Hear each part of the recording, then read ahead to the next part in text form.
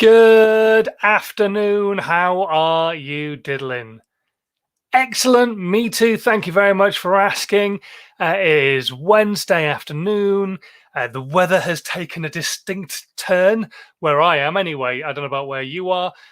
So we're here today to chat about social media, about video, and, well, basically all the stuff I feel you could do for free. My second favorite four-letter word in the world.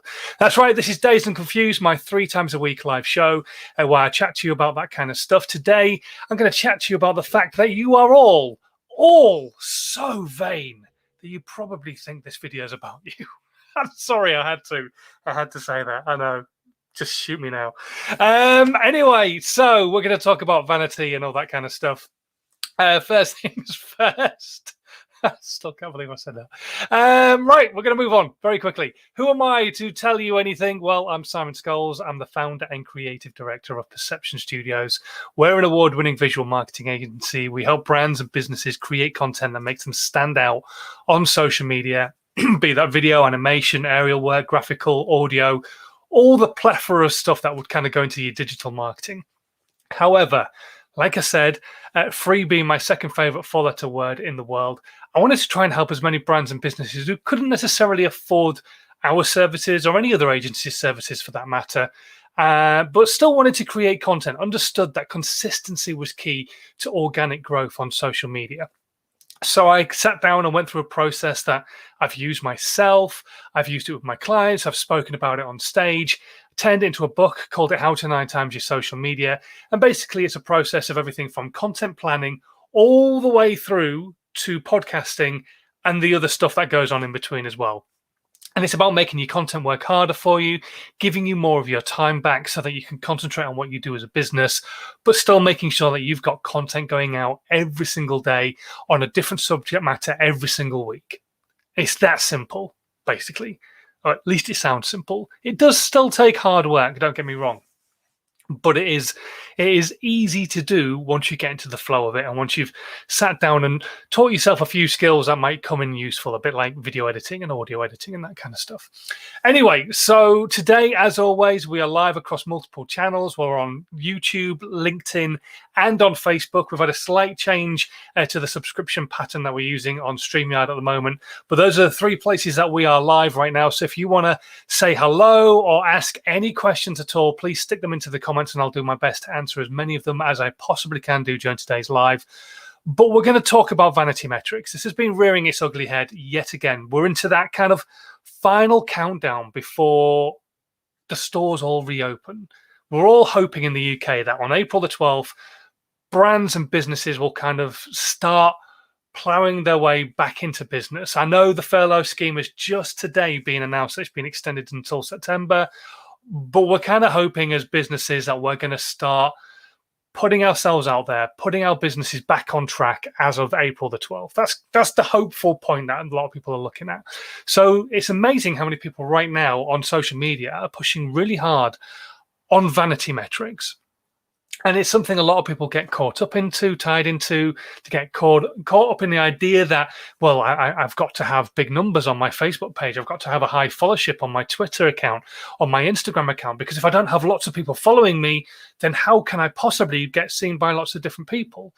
And I put a piece of content out earlier on my How to 9 Times Your Social Media group where we're live right now. And it's going to go out on Instagram a little bit later on as well. And it's asking you the question, which would you rather have? Would you rather have 10,000 followers on Instagram?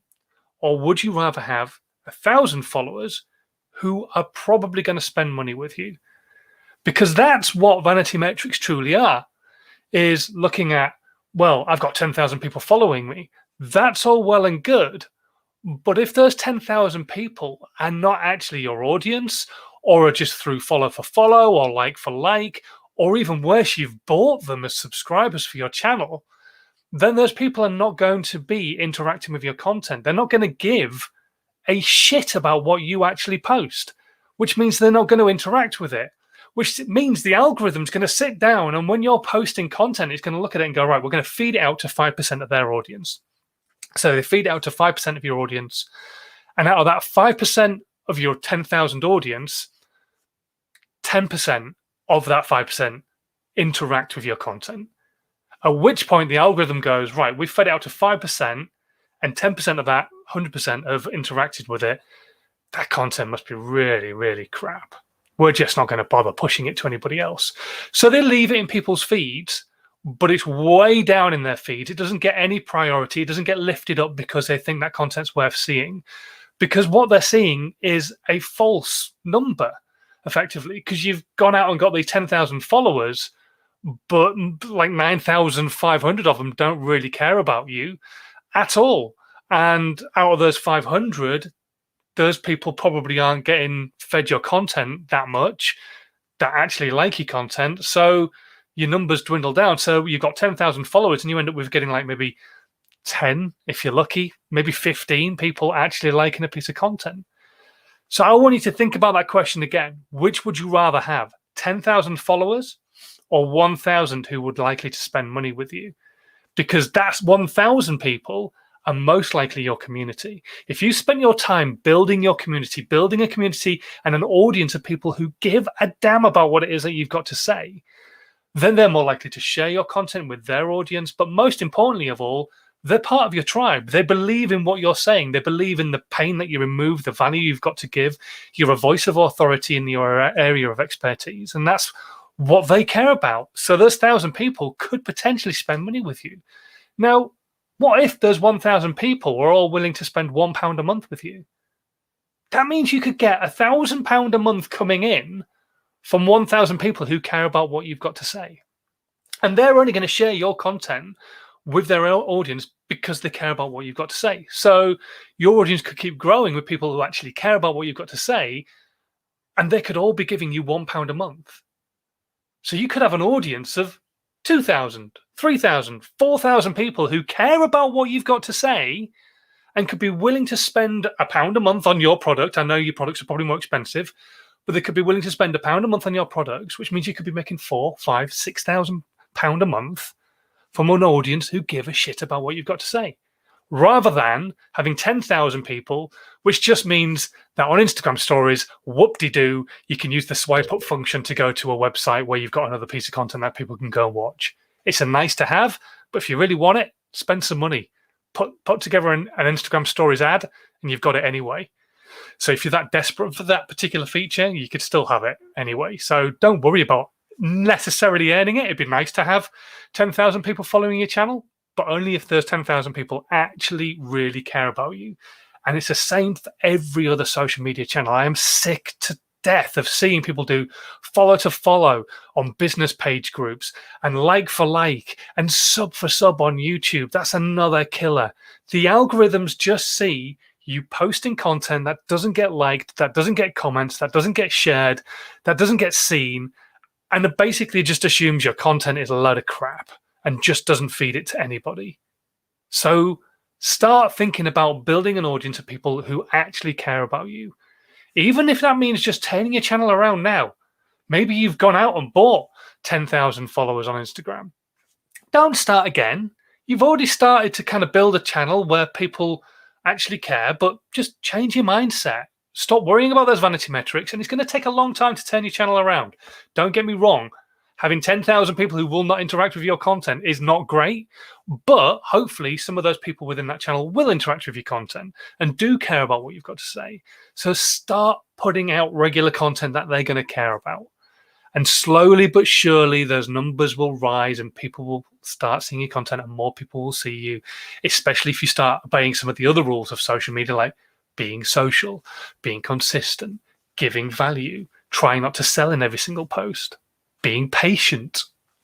There's so much that goes in and around the story of social media, but vanity metrics is a big pain point for me. So please come off the back end of this broadcast, this podcast if you're listening to the audio, this replay if you're watching the video at a later date, and start thinking about less of the numbers and more of the content you're putting out and the audience that you are building, the community that you are building. Because that's what you're trying to build. You're not trying to be famous. That's a nice to have. That would be great if you could be the next Gary Vee, but you're probably not going to be. But the most important thing is that the audience, the community you're building, care about what you've got to say and care about you. That's all that matters in the long run. Okay, right, I'm going to disappear. There's not been any questions over the last few days, but I want you to mull that over in your mind. Stop worrying about those vanity metrics. If you are one of those people who've done follow for follow and like for like and sub for sub, and we've all done it at some point or another in the past when we weren't really any wiser, yours truly included, we've all done it, then just stop. Think about it a while and think, actually, is this doing my brand, my business, my channel any good whatsoever? Or is what he's saying, what am I saying, actually correct? That actually you've got a dump load of followers, but none of those people ever like your content because all they've done is come along and follow your Instagram page. Clubhouse is a real bugger for this at the moment because they allow you to connect your Instagram page and your Twitter page. So what are people doing? They're flicking into people's profiles, following their profile on Clubhouse, and then scrolling down and then following them on either on Instagram or on Twitter. So a lot of people are seeing their Instagram audiences really grow, but still not actually really getting the interaction that they'd actually like to get because a lot of it still boils down to vanity metrics. Okay, right, I'm going to disappear, but thank you very much for watching, listening today. If you're brand new to this content, it would be amazing if you could hit the subscribe button on whatever platform you're watching on, be that YouTube, LinkedIn, or Facebook, which is where I'm going to be live from now on. The Facebook How to 9 Times Your Social Media group, LinkedIn, and YouTube. And in fact, on YouTube and on Facebook, you can hit the notification bell so you never miss out on another episode of the live show as well. I'll be back on Friday when it'll be at an undisclosed time because I'm daddy daycare. But until then, as always, please continue to stay safe and share this content with your audience if you think they're going to get value from it. But until Friday, have a good one. I'll see you soon. Bye.